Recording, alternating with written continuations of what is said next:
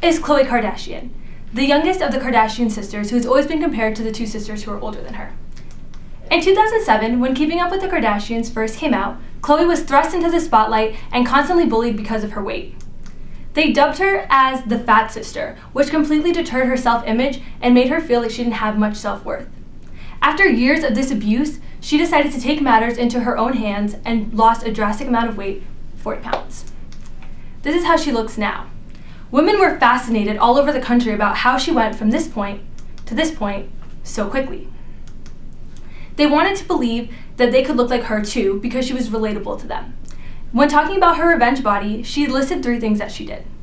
She would work out every day at 5 o'clock in the morning, drink 3 to 4 liters of water, and cut out dairy completely.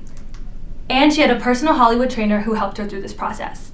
However, there is one thing that she stressed and endorsed during her personal weight loss goal that was particularly interesting to women. She wore a waist trainer, which is a latex bodice that, when worn correctly, can help women lose weight faster. Women wanted to use this as well, but it stemmed from a dangerous past. Corset training, which was relevant in the 1600s, stemmed to waist training. So today I'm here to talk to you about the dangers of waist training and how it affected the female body. So this is a corset. Corsets began in the 1600s to the 1800s, and they were made out of really strong materials like steel, wood, and whalebone. Women would stuff themselves into these corsets, and it would lift their breasts and make their waist look smaller in order to have that hourglass shape.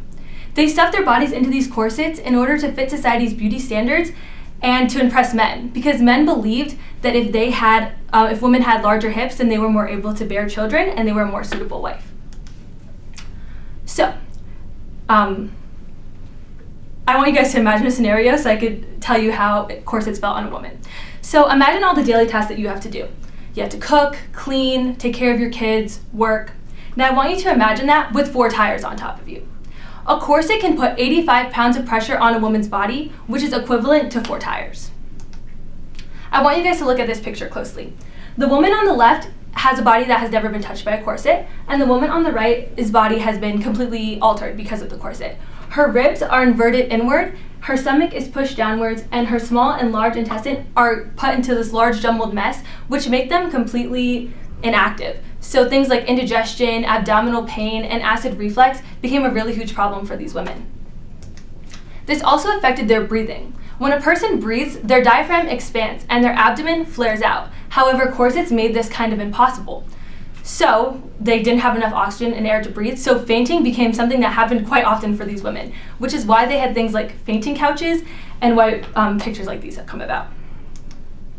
So now that you know the harsh effects of corset training, I want to ask why waist training now is coming back, even though we know the harsh dangers of corset training.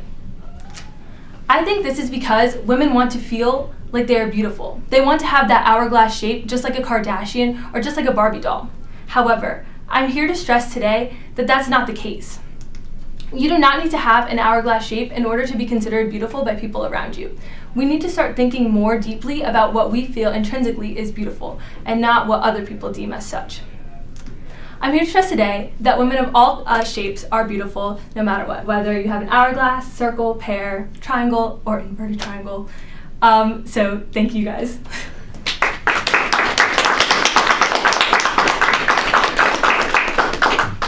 Oops.